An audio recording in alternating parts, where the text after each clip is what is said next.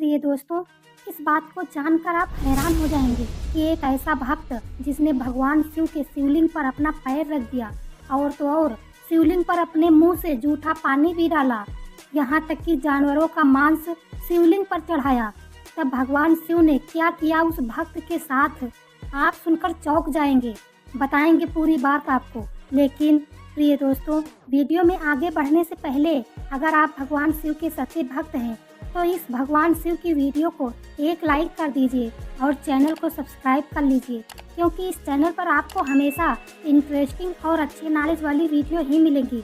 तो चलिए वीडियो को स्टार्ट करते हैं। प्रिय दोस्तों, पौराणिक कथाओं के अनुसार कनप्पा नायनार नाम का एक शिकारी हुआ करता था। एक बार वह जंगल में शिकार करने गया था, तभी वहां उसे एक मंदिर दिखाई दिया। वह मंदिर की तरफ आगे बढ़ता चला गया। अंदर घुसकर उसने पाया कि अंदर एक शिवलिंग स्थापित था। शिवलिंग को देखकर उसके मन में शिव के प्रति प्रेम भर आया। उसने वहां कुछ अर्पण करना चाहा और उसने सोचा, यह तो बड़ा ही अद्भुत शिवलिंग है। मैंने सुना है कि जब हम भगवान के मंदिर में दर्शन करने जाते हैं तब हमें कुछ न कुछ चढ़ाना पड़ता है, लेकिन मुझे समझ में नहीं आ रहा है कि कैसे और किस विधि से यहाँ काम करते हैं। लेकिन मेरे पास तो यह शिकार किया हुआ ताज़ा मांस पड़ा हुआ है। एक काम करता हूँ, यह शिवलिंग पर चढ़ा देता हूँ। शिकारी ने भोलेपन में वह मांस शिवलिंग को अर्पित कर दिया और वहाँ से चला गया। उस मंदिर की देखभाल एक ब्राह्मण करता था जो उस मंदिर से बहुत दूर रहता था। हालांकि वह शिव भक्त था, लेकिन हर दिन इतनी दूर शिव मंदिर आना बहुत दुर्लभ कार्य था, इसलिए वह 15 दिनों में एक बार ही आता था। वह मंदिर की साफ सफाई करके शिवलिंग की पूजा करके भोग लगा के चला जाता था। अगले दिन जब ब्राह्मण ने वहां पर शिवलिंग के ऊपर मांस चढ़ा देखकर वह आश्चर्यचकित हो गया। उसने जल्दी जल्दी में मांस को हटा दिया और शिव जी से माफी मांगने लगा और कहने लगा, हे भोलेनाथ, यह क्या शिवलिंग पर मांस? जरूर किसी जानवर का काम होगा, मुझे माफ कर दीजिए भगवान, आगे से ऐसा नहीं होगा। और फिर ब्राह्मण ने मंदिर की सफाई करके पूजा पाठ किया और वापस घर लौट गया। अगले दिन वह शिकारी वापस मांस अर्पण करने के लिए आया और ऐसे ही वह हर रोज मंदिर आता और घंटों बैठकर शिवलिंग के सामने अपने दिल की बात कहता। एक दिन जब वह मंदिर पहुंचा तो उसने शिवलिंग पर थोड़ा धूल देखा। उसने सोचा, यह शिवलिंग कितना गंदा हो रहा है, क्यों ना मैं इसकी सफाई कर दूं। और फिर वह सोचता है, मगर मेरे पास पानी लाने के लिए कोई बर्तन ही नहीं है। हाँ, एक उपाय है, पास ही में एक झरना है, मैं अपने मुंह में पानी भरकर यहाँ तक पानी ला सकता हूँ। और फिर शिकारी झरने तक गया और फिर मुंह में पानी भरकर ले आया। उसने अपने मुंह का वही पानी शिवलिंग पर डालकर शिवलिंग को साफ कर दिया। शिकारी बार बार मुंह में पानी भरकर लाता रहा और शिवलिंग की सफाई करता रहा।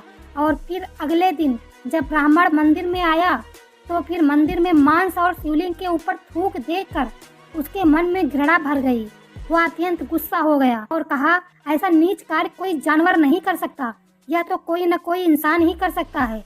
अब मुझे मंदिर को अच्छे से साफ करना होगा, शिवलिंग को शुद्ध करने के लिए मंत्र पढ़ना होगा। बेचारा ब्राह्मण अब क्या करता, उसने पूजा पाठ की शिवलिंग का शुद्धिकरण किया और वहाँ से चला गया। अब हर बार आने पर उसे शिवलिंग इस अवस्था में मिलता। अब उसे रहा नहीं गया। उसने रोते हुए शिव जी से पूछा, हे शिव शंभु, यह कैसा पापी मनुष्य है जो आपको हर दिन अपमानित कर रहा है और आप कुछ भी नहीं कर रहे हैं। मुझे समझ में नहीं आ रहा है कि आप इतना अपमान कैसे बर्दाश्त कर सकते हो। ब्राह्मण की बातें सुनकर स्वयं भगवान शिव उनके सामने प्रकट होते हैं और उससे कहते हैं, उठो ब्राह्मण देवता, जिसे तुम अपमान मानते हो वह एक मेरा भक्त है। मैं उसी भक्ति से बंधा हुआ हूँ। वह भक्त जो कुछ भी प्रेम पूर्वक अर्पित करता है मैं उससे स्वीकार कर लेता हूँ। मेरा वह भक्त बहुत ही भोला भाला है। वह निस्वार्थ मन से मेरी पूजा आराधना करता है। अगर तुम उसकी भक्ति देखना चाहते हो तो कल सुबह मंदिर के सामने कहीं छुप जाना और दूर से उसे देखना। ऐसा कहकर भगवान शिव वहाँ से अंतर ध्यान हो जाते हैं। अगले दिन ब्राह्मण झाड़ियों में छुपकर उस भक्त का इंतजार करने लगता है। तभी वह देखता है कि वहाँ एक शिकारी अपने हाथ में एक मांस का टुकड़ा और मुंह में पानी भर के मंदिर के अंदर जाता है। जैसे ही शिकारी शिवलिंग के पास गया तो उसने देखा कि पहले का रखा मांस वहीं पड़ा है। तो उसने सोचा कि हर बार की तरह आज भगवान ने उसके चढ़ावे को स्वीकार नहीं किया है। वह कहने लगा, हे भगवान, आप आज मेरा चढ़ावा स्वीकार क्यों नहीं कर रहे हैं? मुझसे क्या कोई गलती हुई है? प्रभु, मैंने ऐसा कौन सा पाप कर दिया? तभी उसकी नज़र शिवलिंग की दाहिनी आंख पर पड़ी। उस पर चोट के निशान थे। तो वह शिकारी कहता है, अरे यह क्या, शिवलिंग की दाहिनी आंख में तो चोट लग गई है। आप चिंता न करें प्रभु, मैं जड़ी बूटी पीस के लाता हूँ और आपकी आंख बिल्कुल ठीक हो जाएगी। झाड़ियों के पीछे छुपकर ब्राह्मण यह सब देख रहा था। शिकारी ने जड़ी बूटी पीसकर शिवलिंग की दाहिनी आंख पर लगाई ताकि वह ठीक हो सके, लेकिन यह सब करने से आंखों में से खून और तेजी से निकलने लगा। यह देख शिकारी और घबरा गया। उसने अपनी आंख देने का फैसला कर लिया। उसने चाकू निकाला और अपनी दाहिनी आंख निकाल कर शिवलिंग पर रख दी। ऐसा करने से रक्त टपकना रुक गया। शिकारी ने राहत की सांस ली, लेकिन कुछ ही मिनट में शिवलिंग की दूसरी आंख से भी रक्त टपकना शुरू हो गया और वह कहने लगा, हे भगवान, अब मैं क्या करूं? लगता है मुझे अपनी दूसरी आंख भी प्रभु को अर्पण करनी होगी। तभी ब्राह्मण ने झाड़ियों में छुपे छुपे ही भोलेनाथ से कहा, हे भोलेनाथ, यह कैसा भक्त है जो अपनी आंखें आपको अर्पित कर रहा है। धन्य है यह भक्त, उसका उद्धार कीजिए प्रभु। तब वह भक्त सोचता है कि मैं अपनी दूसरी आंख तो निकाल लूंगा, मगर उसे रखना कहाँ है यह कैसे मुझे पता चलेगा, क्योंकि मैं तो दोनों आंखों से अंधा हो जाऊंगा। मुझे तो कुछ भी दिखाई नहीं देगा।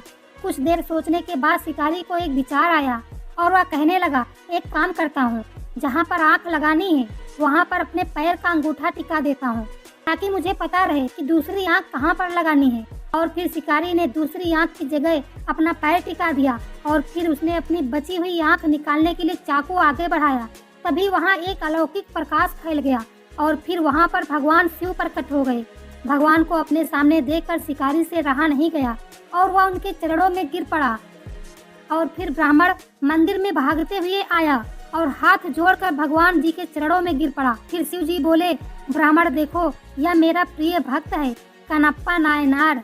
कनप्पा मतलब आंखें अर्पित करने वाला और नायनार मतलब शिव भक्त।